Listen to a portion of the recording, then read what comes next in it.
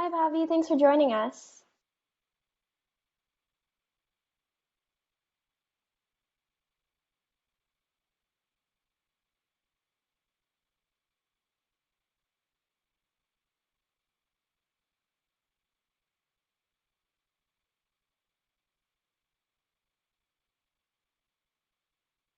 Hello, can you hear me? Yeah, we can hear Okay, you. perfect.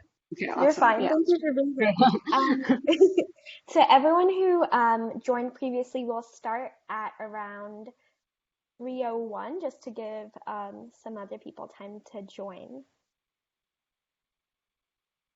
Till then, Bhavi, if you wanted to put up your slides or um, just get that stuff sorted out, that would be awesome.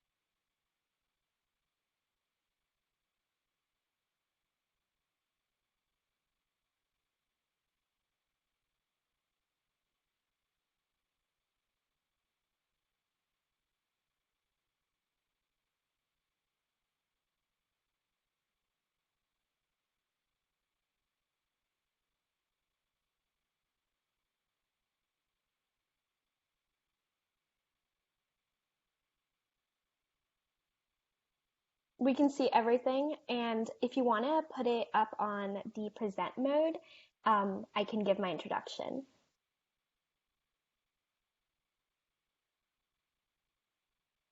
Okay, and just double checking on your audio. Yeah, can you hear me? Yes. Okay, perfect. Perfect. It Mhm. is 3 p.m. I'm gonna give it one more minute for anyone else to join um, who hasn't joined already, and then start. Perfect.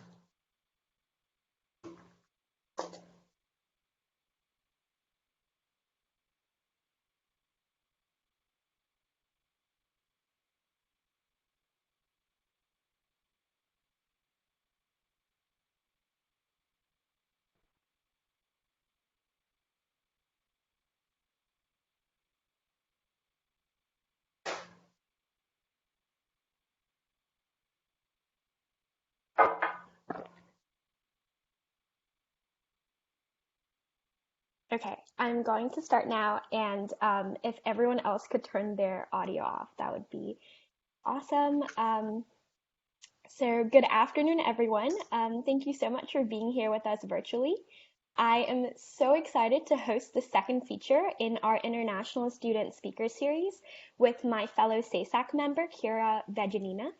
If you haven't already, please make sure to tune in to our first conversation now on YouTube on the SAESAC Georgia Tech channel. So that's SAESACGT on YouTube.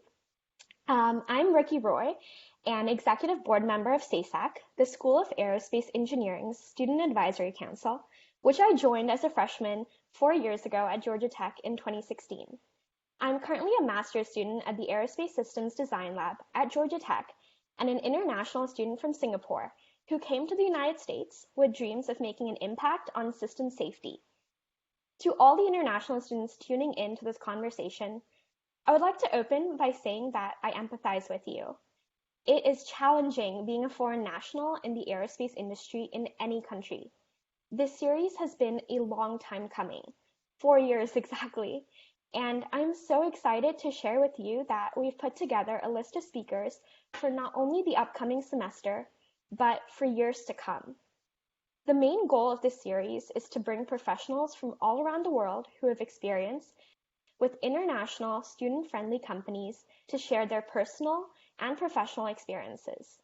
With this, we hope to connect our international students with opportunities in the United States and abroad.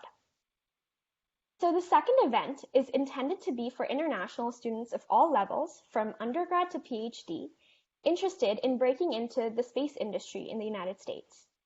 For future events, we will be bringing in speakers from both aviation and space companies and agencies across different disciplines. I'm so honored to introduce Bhavi Jagatia, our second guest. Bhavi is a master's student in the Space Systems Design Lab here at Georgia Tech, with a focus in astrodynamics. She recently interned at Planet Labs in San Francisco in the Orbit's Research and Development Department, working on orbit determination and their satellite constellations.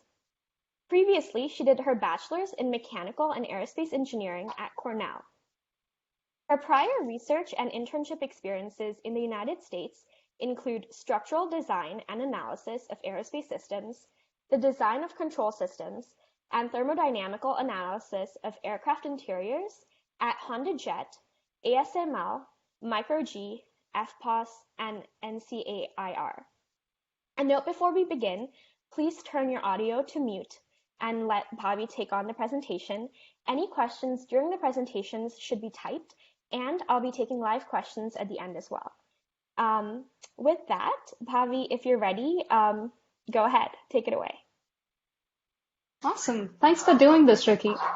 Yeah, that's, I guess, the first thing I wanted to say was I'm so excited that, GT SAESAC is organizing something like this. I wish there was a international student-specific organization or event or something where, I had some place to go when I needed resources.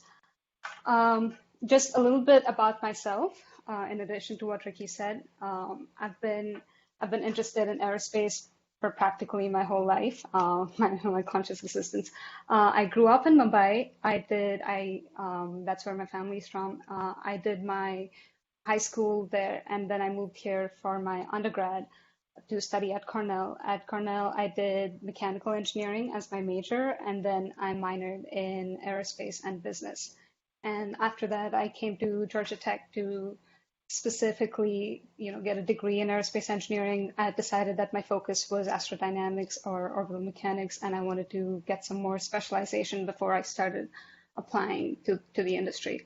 And just an overview for the talk, I'm just going to go over exactly, briefly what the relevant parts of my career arc have been, and just talk about specifically how it related to me being an international student in this country. Again, if you have any questions anywhere in the presentation, let Ricky know, and I'll stop and talk more about it. Okay. Yeah. So early plans, I had, like I said, I've always wanted to be an astronaut. I have this journal that I started making when I was 6 years old. I'd take newspaper clippings and stick aerospace related newspaper clippings and stick it into there. And this is page 1 of that. And I found this 5 easy steps to be an astronaut. And that's basically the motto I carried throughout my career, where everything in the bigger picture could just be broken down into get a degree, get a job, apply to be an astronaut. Yeah, I just wanted to share that because that's kind of the philosophy I've had throughout. And moving on into my career timeline, as soon as I came to the States, my first week at Cornell engineering orientation was all do XYZ courses, get your introductory courses out of the way, but also apply to a project team. There was this very heavy culture of being involved in project teams just to get that hands-on engineering experience. And when I first came here, I heard about it in the first week during orientation. Applications were due next week. Interviews happened within a couple of days of you applying, and you heard about it another 2 days later. So within the first 2 weeks in the country, I was just being bombarded with these apply here and apply there. And given that there were so many teams, I was laser focused on doing aerospace related work. So I only applied to the airplane team and the Mars rover team and the rocketry team, all of which I did not get into. And I was super dejected by it, just because there was this culture of if you're not on these teams, you're immediately you're lagging, you're left behind, you're not one of the smart students. But then when I thought about it a little more, or as I progressed in my undergrad career, it was this realization that I had that these were students recruiting students, mostly American students who didn't really, when I had interview questions, my engineering lingo didn't really translate. The experiences I had were not something they understood. It wasn't FRC or something that my American colleagues had. And coming in as just a high school student, you can't really stand out, you know, give, given the fact that you studying in India, you didn't really have the opportunity to participate in a lot of extracurricular hands-on engineering projects. And so I took those, I moved on. What I tried to do was just keep an eye out on all the flyers that were being put on, just anything else, because the next time I could apply for these teams was going to be next year in the fall, so sophomore year. So I moved on from there and I applied to a bunch of any competitions that I could see. So one of those was this hackathon that you had to take a little test to get in. And so I did that. I got in. I applied just by myself because I specifically wanted to be put in a team of other students, people I hadn't met, just so I could meet, people outside of my major. And I got selected. I was assigned to a team of 5 people, and it was one of those 24 hours, stay awake, work, really hands-on engineering project. And then we designed this a tile-like feature to remind you of the things you want to carry. And we won. So that was a good boost for me just personally. Uh, but I guess the takeaway from that for me was I got to meet people who were who weren't, from my major. I got to connect with them. And those connections actually really ended up helping me later in my undergrad career. And then I got to meet the mentors that they had invited from outside of Cornell, people who worked for different aerospace companies, other engineering companies, people who'd started their own startups, and just talk to them, learn about how I could get started on my engineering journey. So moving on to my first internship, I was freshman year, I was completely clueless. I didn't know that I didn't know what the internship timeline was. I didn't really start looking at applying to internships until early spring, late fall, early spring, by which I was already too late. And it wasn't even the whole ITAR restriction hadn't really hit me. My perspective towards aerospace in the US was once you get into an American college, that's the big hurdle. Now you can work at NASA. And then I started applying to companies and started hearing back about, ITAR restrictions and EAR restrictions. And then I looked into it more. And that's when I realized that it's not as easy as I'd made up in my head. So my first summer, instead of pursuing it here, I just went back to Mumbai. I sent out cold emails to companies that were around me, but mostly I focused on IIT Bombay, which is one of India's premier engineering colleges, and I talked to professors there, just asked them if there was any research project they would like me to help on. And I ended up finding this research group, which is like an independent research group who they work with Boeing, and they do like aircraft mechanical design, structural analysis for composites.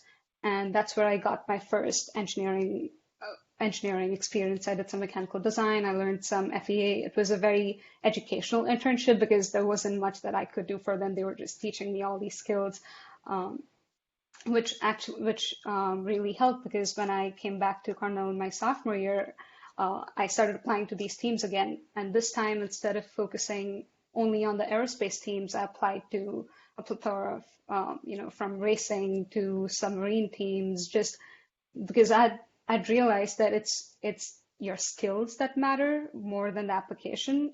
Once you get these transferable skills, you can just, when you go to apply to aerospace companies, you still have the core skills that they need.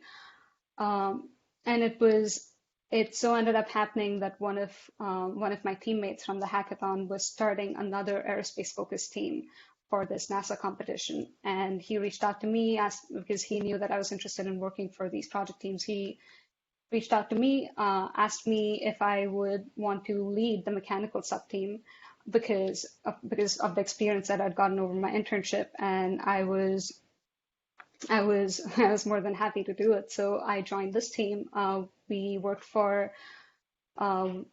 a competition to design handheld autonomous tools for planetary exploration. So it was stuff that an astronaut might need during a spacewalk, or stuff that someone might need to collect samples of Mars, or rover extension arms and stuff.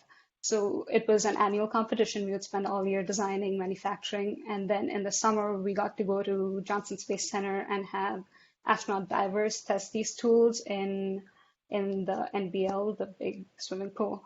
Uh, I personally, again, I was allowed to participate in the whole competition, even though I was leading it. I wasn't allowed to go to JSC and be part of the actual test. But for me, it was a very rewarding experience to get this close to a NASA project. And at the same time, I started doing research, and how this came to be was in freshman year, again, uh, dejected from my project team rejections, I was attending all possible talks that were happening. So I was going to lectures in the astronomy department, in the physics department, in the engineering department. I was just any talks from, either from Cornell professors or experts that they would invite from outside. I would just be sitting in on them, just trying to decide what it was that I was interested in. And at one of these lectures, there was a Cornell professor talking about his research on flexible robotics for underwater exploration of Europa, and that was it. I was immediately enamored. I just knew I wanted to work with him, so I reached out to him. A few emails later, he agreed to meet with me. We spoke about my interests and my experience level so far, and basically he told me he'd be very happy to work with me, but he also mentioned all the ITAR restrictions. So there were certain our agreement was there were certain hardware, he just wouldn't let me work on, and I was completely okay with it as long as, I got to work on other parts of the project. And it was interesting because it didn't seem like he had a lot of experience with international students, because he didn't he hadn't had this request before, so he was very okay with accommodating me.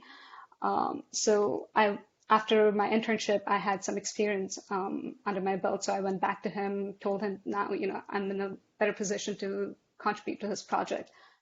So I applied. I got selected for FPOS research, which was basically taking the flux spinning phenomenon of magnets and applying it to a Mars sample return project. So trying to design a system that would capture the sample using this magnetism phenomenon.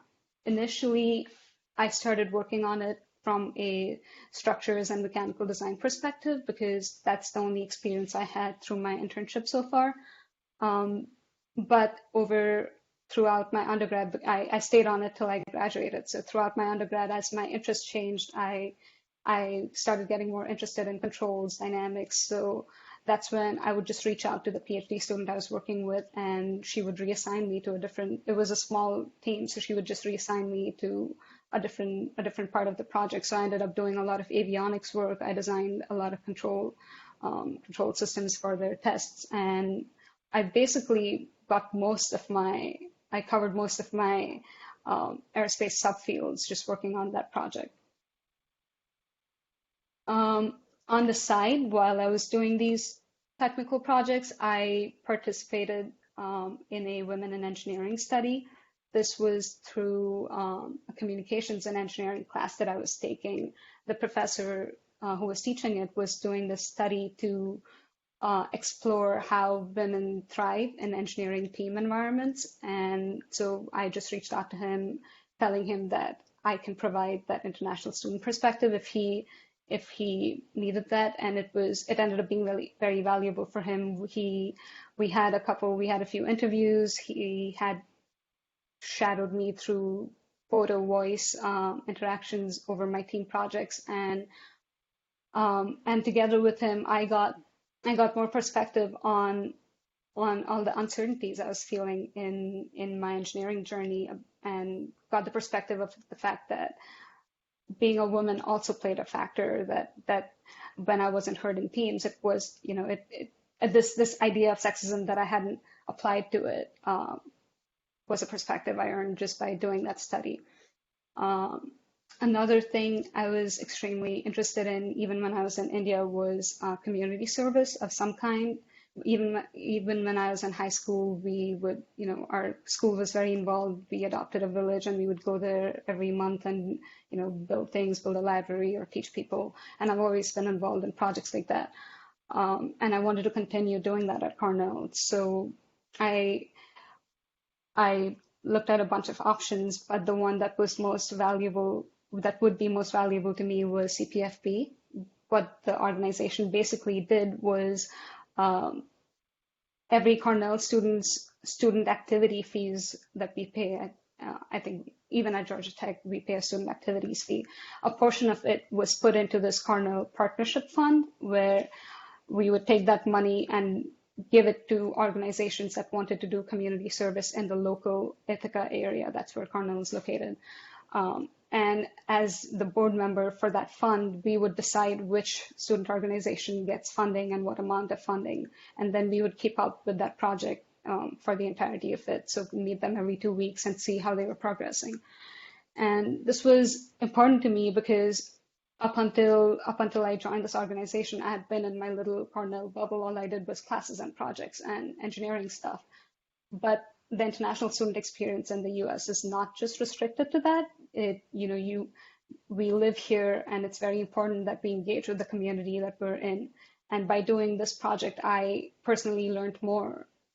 Just from this project, I learned most of my idea of this American culture was changed. I learned about, I did a lot of prison reform work, a lot of first generation student work, teaching middle school and high school students, just meeting people outside of the Cornell community.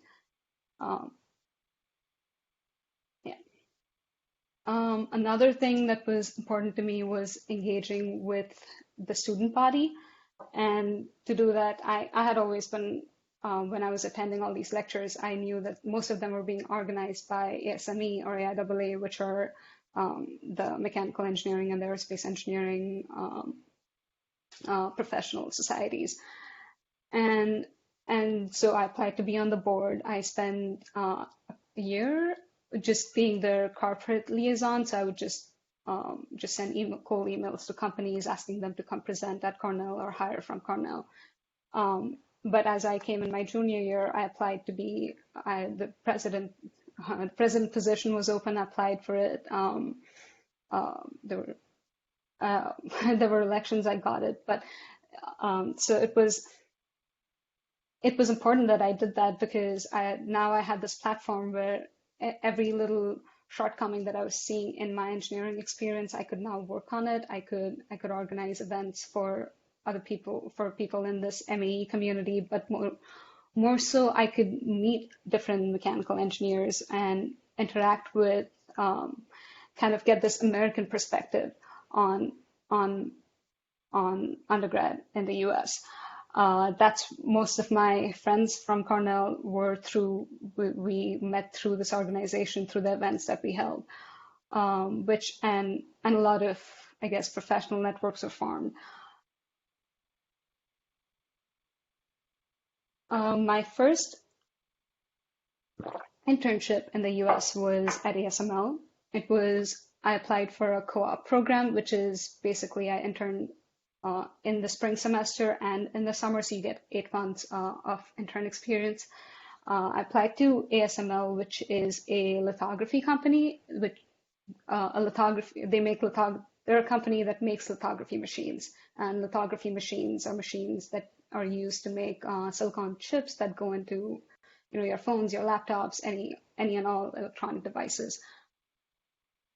I did this because, again, I was realizing that ITAR restrictions are really difficult to work around, and if I just stay stubborn on working for an aerospace company, I might just not get any core engineering work experience. So I decided to do one internship at a company that did, very solid engineering work. And so at my internship, I did a lot of, again, my research, my project team, my previous internship were all leaning towards design and structure. So I continued doing design, mechanical design, structural analysis, a lot of design of experiments. It was a 5-month internship, so I got a lot of experience in. I was working on 6 different projects at the same time. And it was a very rewarding experience. It wasn't initially, given that it was an aerospace, it was a little difficult to motivate myself. But once I started doing actual projects, the work itself was very rewarding. At the same time, once I went into my senior year, I went from being the sub-team lead on my project team to the team lead, and that gave very overall team leadership experience that I hadn't gotten from just doing work as a mechanical sub-team lead. I was always involved hands-on, just overseeing the project itself. But once I was team lead, I got the experience of communications, managing the team, but more so also constantly communicating with NASA and just organizing this our whole project. Another big part of my journey that I'm most proud of is that I got to go on the Vomit Comet for my research. The whole experiment that we were doing, the final step for validation was to build test equipment, take it up in microgravity, and see if the hypothesis that we were formulating actually worked.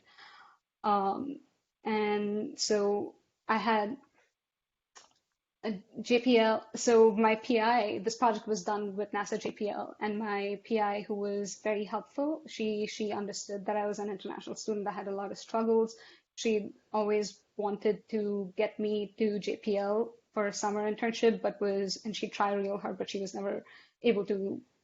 I mean, she was never able to work around the restrictions, and that extended to going on this flight, and because there was no reason to pass an international student on this flight. They could do the experiment without me. The system was built. But she worked really hard. She was really helpful. She was really supportive. She constantly tried to convince people to get me on this project, let me have this Vomit Comet experience. And another thing is, by working on controls and designing the entire electronic system, I was very integral to the project. If, in case anything broke, it would be helpful to just have me there. And I guess that's my one little asterisk advice, is just try to get ownership of a component, or make yourself very integral to the projects that you work on, so you can, these restrictions. So people will try in your favor to work around these restrictions for you. But the experience, it was the best thing I've experienced in my whole life. The project was very successful. Getting to go on the flight was a once in a lifetime experience. And my first Honda Jet was my first aerospace internship. It was the only time I've had success getting a job at a career fair. Solely because Honda is an international company themselves, so they don't have the same ITAR restrictions. I applied at the career fair. I did the interviews. It took a long time to hear back from them, enough that I had accepted a different internship by then. But I ended up making it work, such that I shortened my ASML work from 8 months to 5 months, and then I did the rest at Honda Jet. Over there, I worked on thermodynamics of the aircraft ACS, the cooling systems. And thermodynamics wasn't something I personally, by then I had decided that I wasn't too interested in, but the internship itself was a very rewarding experience. And doing the internship kind of convinced me that thermodynamics, heat transfer, is not the path I want to wanted to keep going into.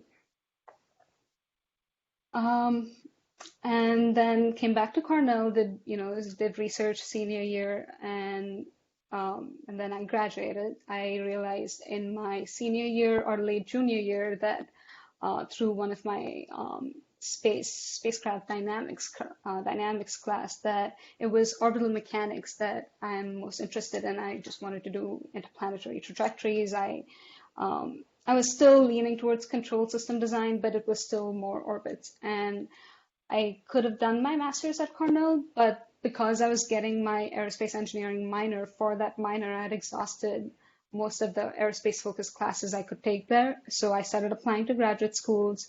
I applied to, five, I identified five that would be the best according to my research preferences, and then ended up picking Georgia Tech. So that's how I got here. The summer between graduating and starting school here, I decided I have time, but I hadn't intended to do an internship, but I did have the summer remaining, so I just reached out to ASML again, asked them if they could find something for me, and I let them know that I was more interested in dynamics now. So I went back, I worked with them, but this time I worked in the mechatronics department. I did a lot of sixth off control system design for them, which was, again, wasn't aerospace, but was very, very rewarding because it was just work that the kind of experience I wouldn't have gotten through my research. At Georgia Tech, I'm in SSDL. I worked in spring with Dr. Koki Ho. I worked with him on a lunar surface DEM analysis kind of project. The project was focused on using machine learning to kind of do real-time analysis of these landing surfaces. So in case you want to make decisions in real time, you can. And then that's what I did in spring. In the middle, this past summer, I had a planet internship. I worked in orbits, and I decided that this wasn't in line with my work. So I switched my advisors to Dr. Gunter, and now Dr. Gunter and I are working on identifying questions in orbit determination, which is what I'll end up doing my MS project in. And finally, my Planet internship.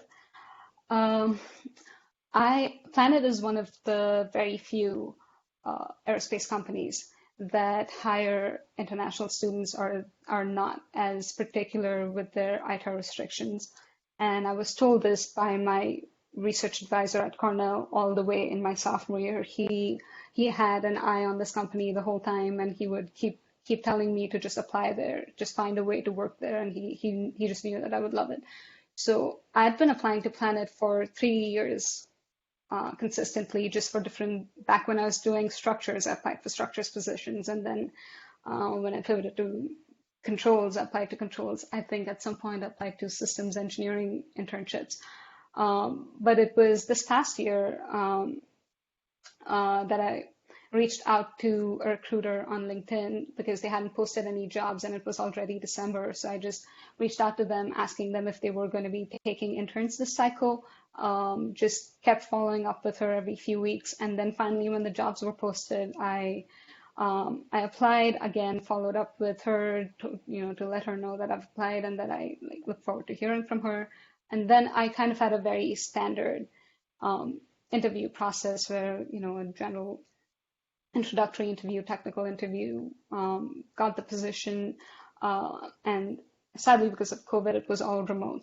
But I worked on orbit determination stuff for their current constellations, and in general, it was a very rewarding experience. I got to learn about all the departments in the company, all the other departments I could possibly apply for in the future if I wanted to. Planets, just got to know Planet's vision a little more, and just understanding more about the company's interest in social impact across the world, and the fact that how that helps with the perspective of letting international students or international people work there, because at the end of the day, it's everyone's planet, which is kind of the philosophy I'd carried even before I started engineering school. Um, yeah, and so that's my last experience. I'm just quickly going to go into some lessons that I learned, and the key takeaways from my experience. And so I'm going to start with takeaways or insights on the personal level. It's just these are things that I've picked up that have come really slowly to me, now that I look back on my experience, I realize that all these things, when I did them, really helped, or had I done them, would have really helped me progress. So starting with asking for help, feel free to reach out to people, especially as students. We're being in a university environment. Everyone always wants to help you, or we can get away with not knowing things, whether they're technical things or logistical, administrative stuff. But always ask for help, even if you think the answer might be no. Just ask for help, and someone might work on it to find a way to make it happen for you.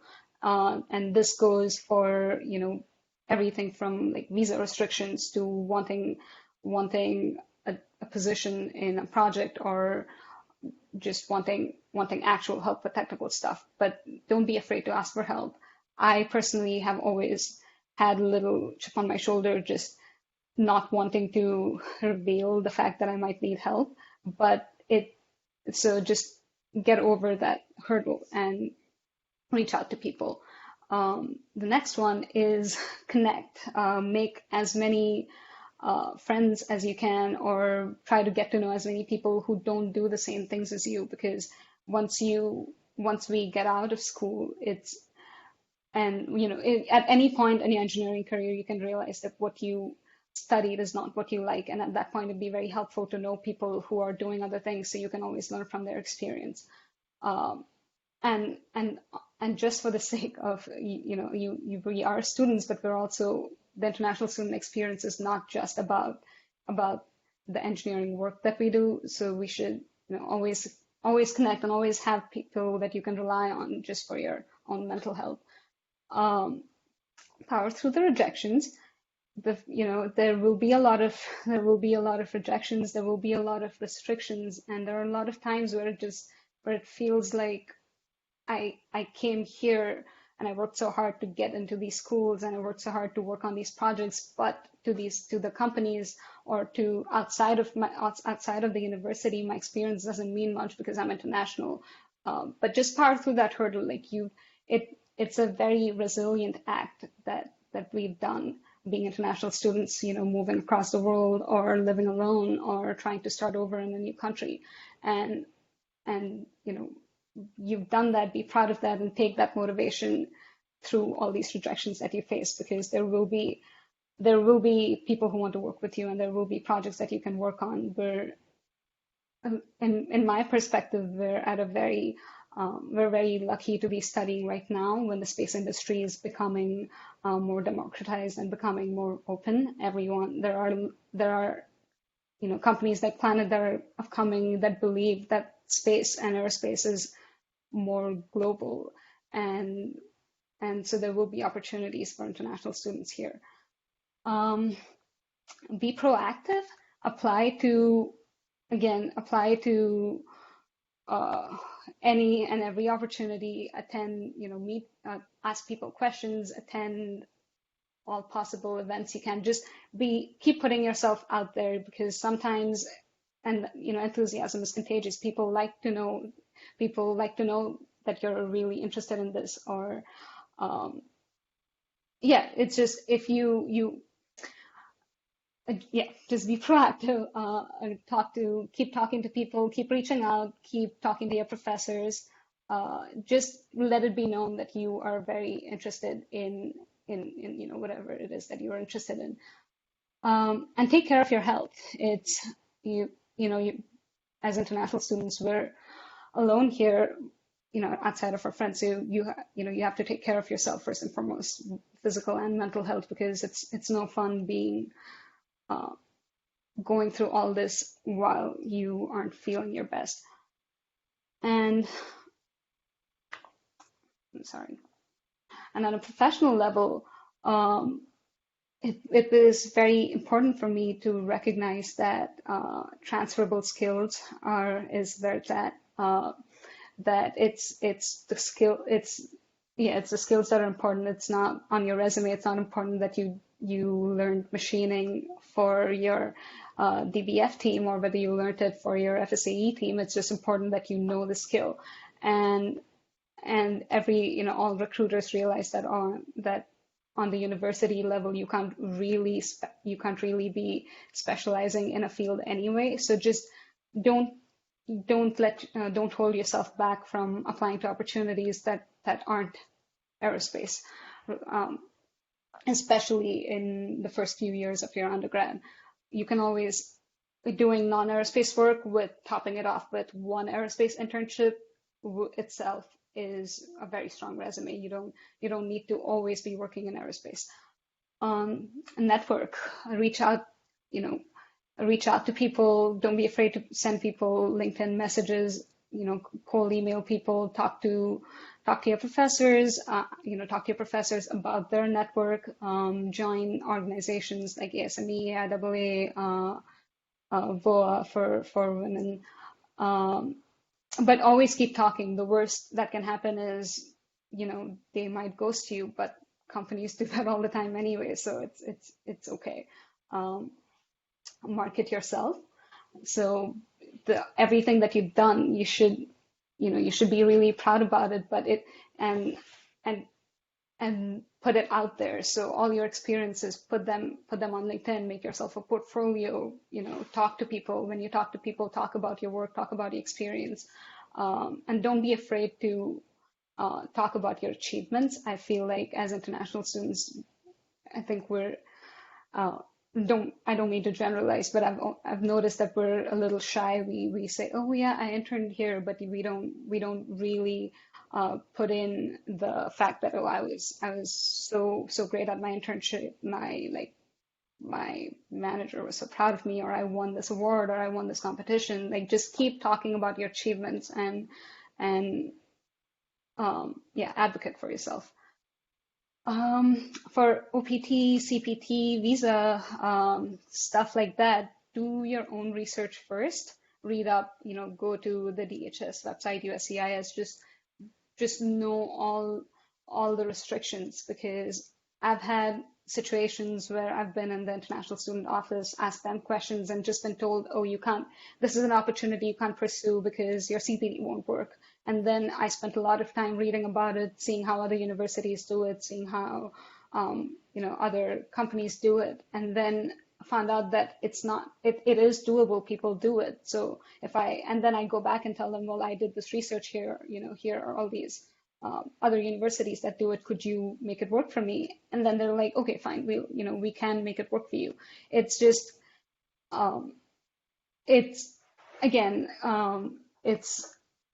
it goes hand in hand with advocating for yourself, but just know the requirements of the program you're in, so you're never in a position where you get turned away from an opportunity for something that you really could have pursued. And think ahead, make a plan B, make a plan C, because I'm not saying that you should always have your life plan, but just know roughly what you'll be doing, so you know things that you could be applying for. It might be CPT, it might be because authorizations might take a while to arrive, or if you think you might be doing an internship and it falls through, just have something to fall back on, so you never have gaps in your educational timeline. But with that, that's it. Feel free to reach out to me. I love, this is the first time I'm talking about my experience, but I would have loved to receive this kind of help. And I would love to talk to you if you have any questions or if you, if you just want to chat about your frustrations, I'm here.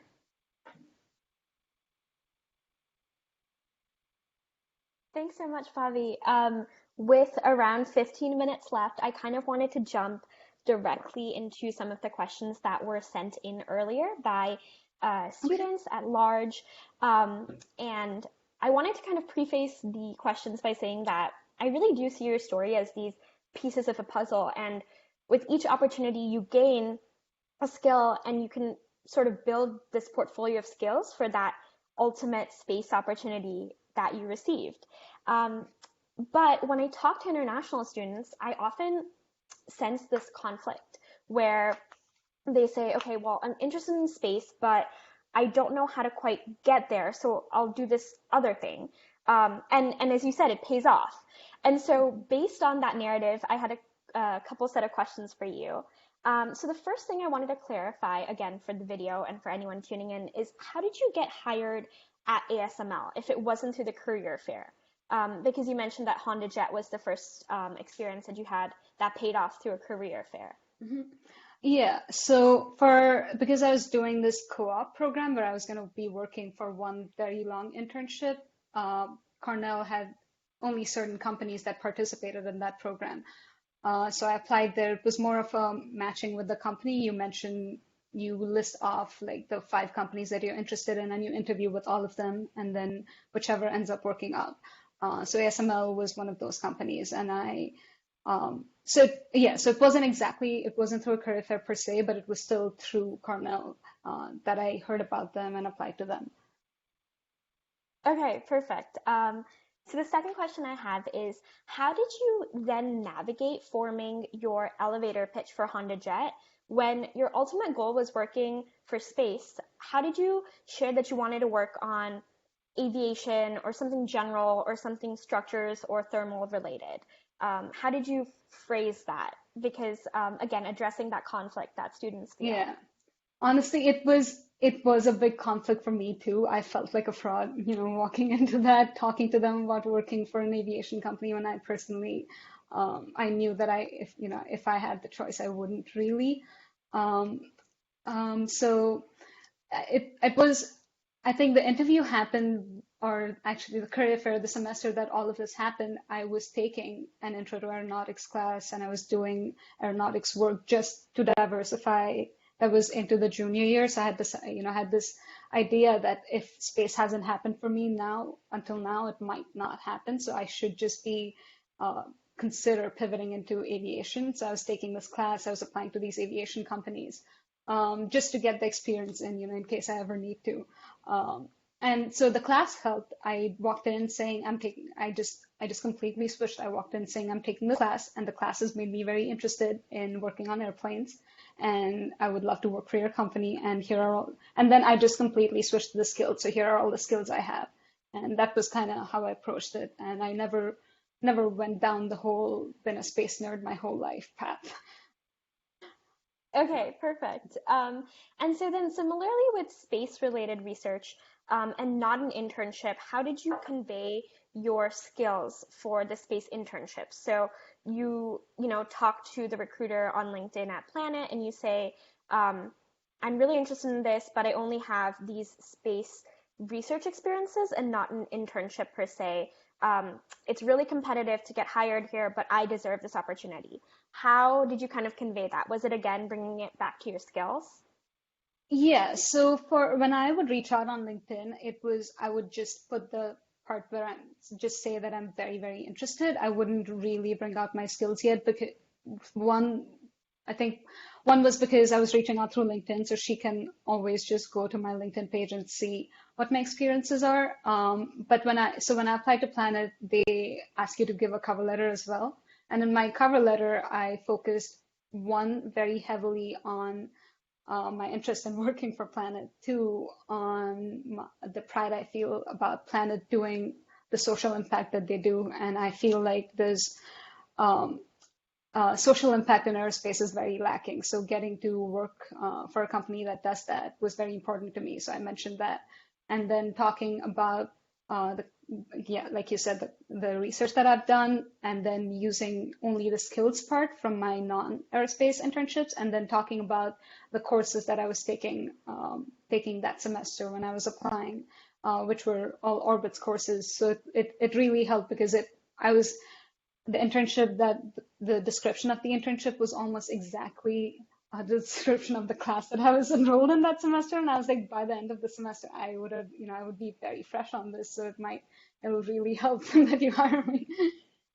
Uh, Okay, perfect. And again, to clarify, was that orbits class something that you had taken at Georgia Tech? yeah, yeah. And So I took, specifically, which one was it for just yes. anyone tuning in right now? I took, so I might be hazy on the numbers. I took 6353 in the fall. That's just Intro to Orbital Mechanics. And then I took the new Common Filtering class that Dr. Gunter offers in the spring.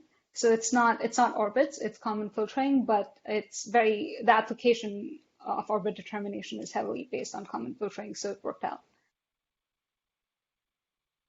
Okay, perfect.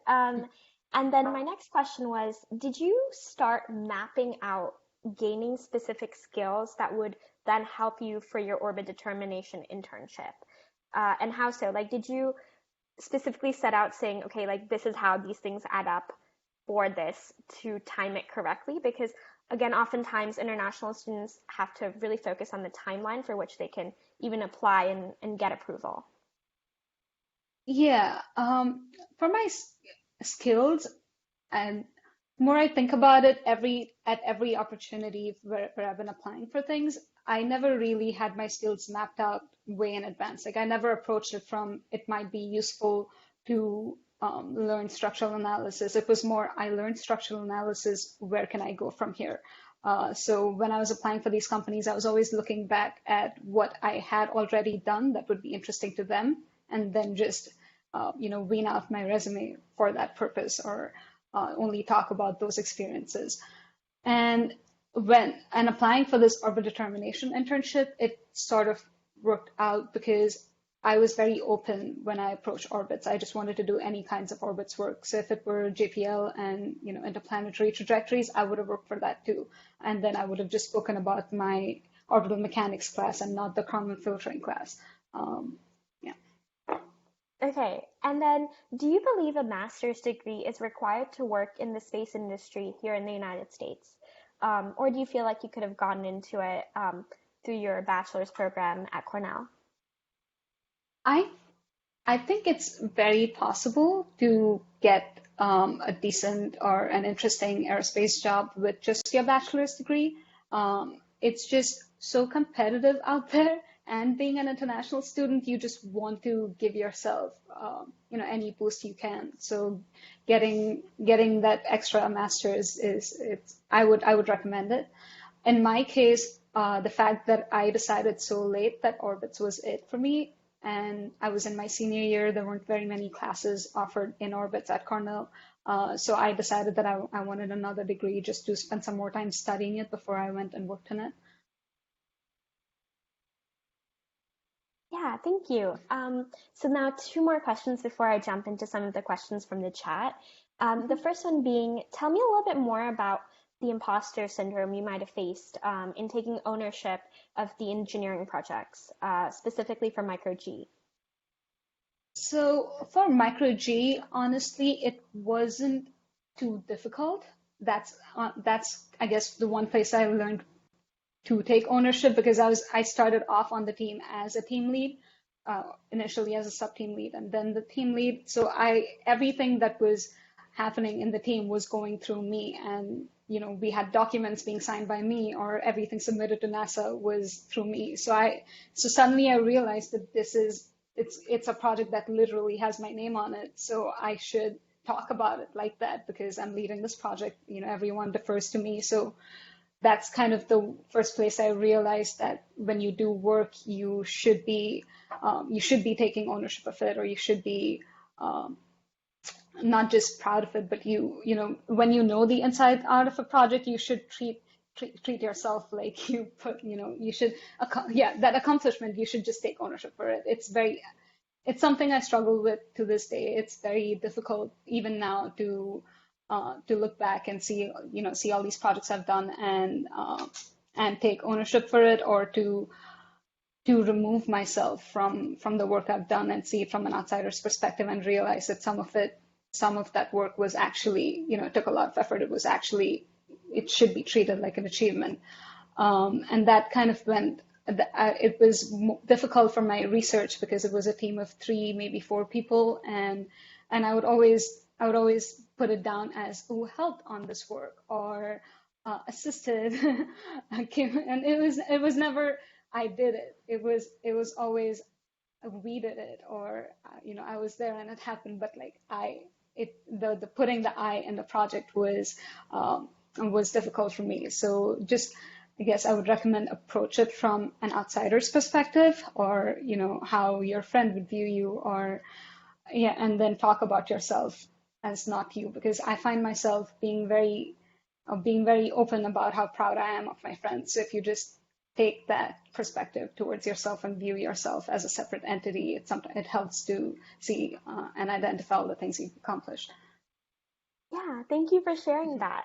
And so now on a different note, can you talk to me about experiencing burnout from extending yourself across all of these opportunities and having to connect with everyone on LinkedIn and just working a lot harder than perhaps some of your American peers in networking to put yourself in these rooms and tables? Yeah.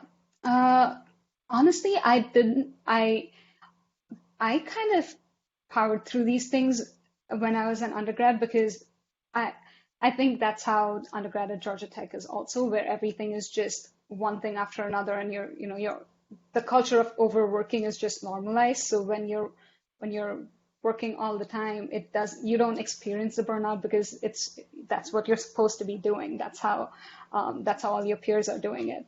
But having this extra step of reaching out to to network, or to when you just making it known that you're an international student, just putting that extra effort in to convince people to hire you, or convince people to let you work on the project, and all the reasons why it wouldn't be a problem for them. It's very uh, it's a little heartbreaking sometimes, because you see your peers not having to do it. You see them getting jobs that you would have if on paper were a little different.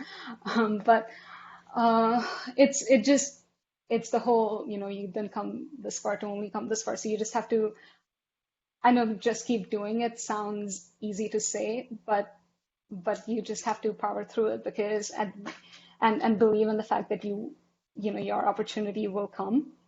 But it definitely helps making friends who are international students, making friends who are American students, so you can have both those groups to fall back on based on which mindset you're in at the time. Um, and just academic burnout, again, take care of your physical health, go on those walks, read those books that aren't textbooks, and yeah, just keep an eye on your mental health, because networking can get exhausting. Um, and I guess one last thing is, if you I always face this. I think it's more on the imposter syndrome, where you look at someone's LinkedIn profile and you just immediately think that, oh, you're so accomplished. How do I even reach out to you? Or, why would you talk to me? Um, and like, honestly, just bite the bullet, send the message, because when you get to know people, at the end of the day, their story is also built with little puzzle pieces. Everyone has their own struggles. So just get to know them, and behind the scenes they're just people too. Yeah, absolutely. And I think I just like yourself, I felt like I needed to internalize that to be able to reach out and share that, no, actually, well, I am someone that you want to pay attention to, and here's why, and I'd love to talk because, yeah, I have a lot going on for me, and I think that's really important to feel. So two last questions. The first one is, again, from someone listening in right now, referring to your experience at Planet that has a global and more accessible approach to space technology. Are there any ambitions that you have to tackle those issues for yourself through research or collaborations in the future, maybe through other companies that have similar approaches. So essentially, do you plan to do social aerospace work in the future through research or through other companies? Yeah. So through Planet, I learned, um, how much data can be impactful.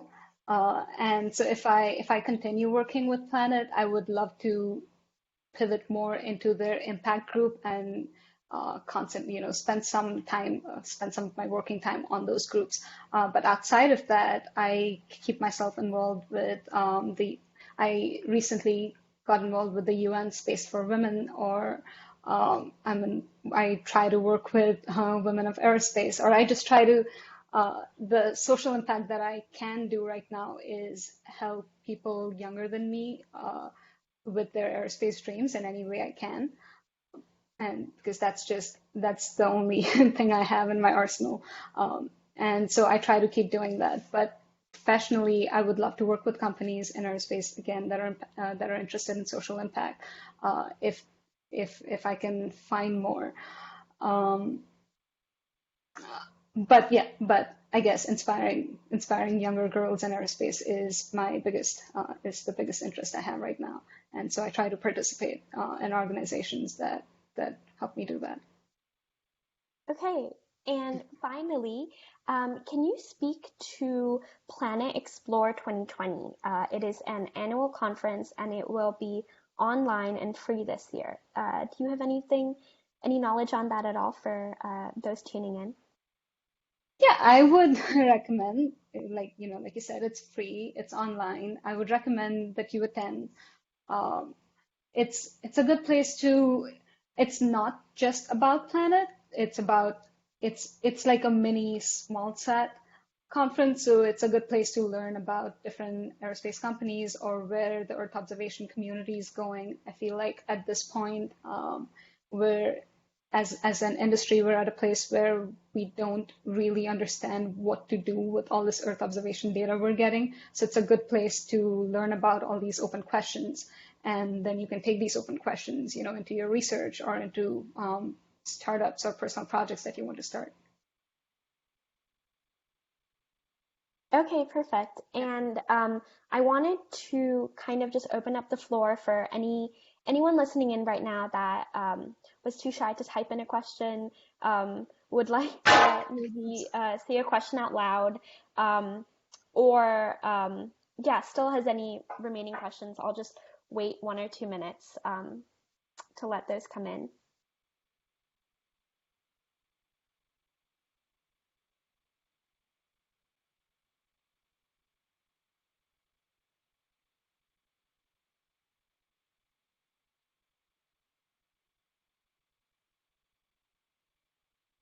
Okay, well, if we don't have any other lingering questions, Bhavi's contact information is put up, and you can reach out to her or to saesac@gmail.com.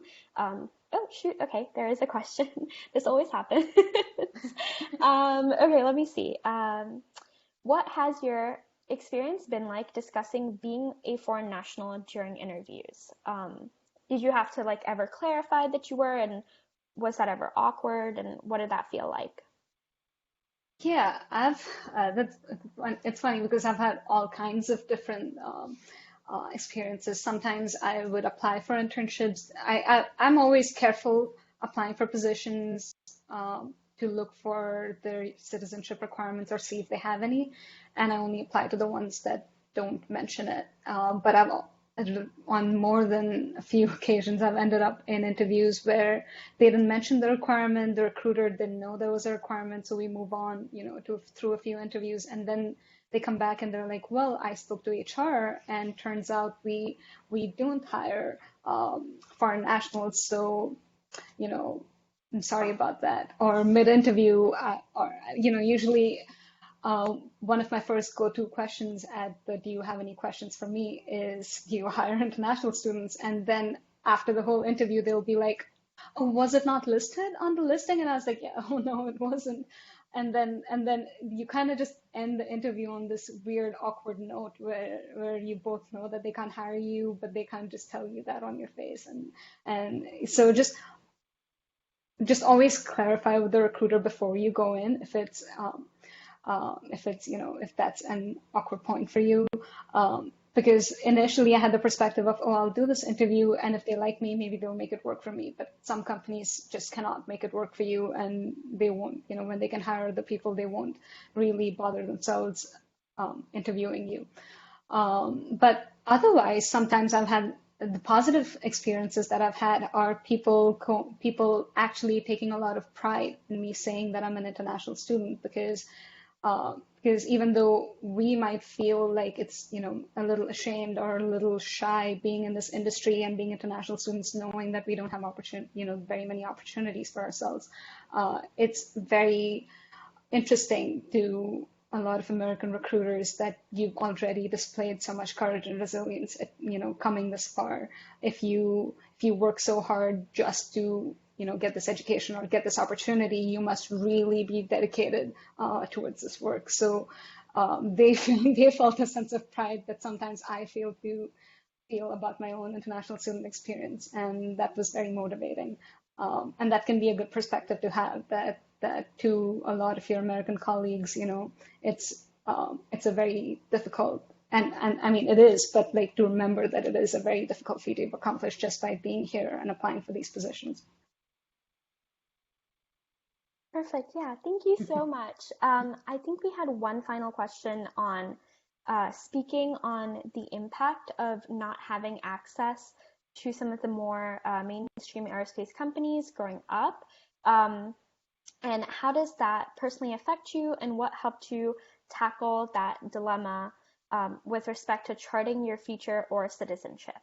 So essentially, by not being exposed to some of the more um, what's it called, mainstream aerospace companies early on, how has that impacted you in charting out your future? Sure. Well, so growing up, I was very obsessed with space. So all I knew about space was NASA. When I became a teenager, there was a little bit of ESA sprinkled there. There was a little bit of ISRO sprinkled in it much later. But all I knew were national space agencies. So that's how I approached space, was find a national space agency you're interested in, go to that country, work there. But after I started my undergrad, I realized that was a time actually when private space companies started becoming a thing with SpaceX coming up or slowly Blue Origin coming up. And so it wasn't until I guess halfway through my undergrad that I started exploring all these private companies that I could apply to. And even now, it's difficult to find smaller aerospace companies. Like I know of a few aerospace companies in the Bay Area now only because I worked at Planet and I heard about it through my manager or my team. But it's kind of difficult to do your own research about these companies because if you Google aerospace startups that hire international people, there isn't a list that really pops up. So I guess I realized midway through my undergrad, or I guess after graduation, that I'm going to be working in a smaller startup environment because those are the companies that tend to hire international students or haven't become restrictive enough, big enough for ITAR to start applying to them. And honestly, that I was very okay with that because working in my perspective, is starting off in a smaller company lets you get more experience, you become more integral, you learn more things because you're always working on multiple projects at the same time. And to find those opportunities, I asked around when I was at Planet to, where I could go to find these smaller aerospace companies. One of my projects at Planet was to do some competitive research or analysis of the industry just for Planet's sake. So through that, I found all these other companies that were coming up. And I guess if to state explicitly, resources, New Space .org or .net has a lot of information on all these companies. They try to keep themselves very updated on exactly what companies doing what, how many satellites they have in space, or how many rockets have they sent to space, and then just put like very brief bullet point info on their hiring requirements and stuff. Spacetalent.org is a new one that came up, which is also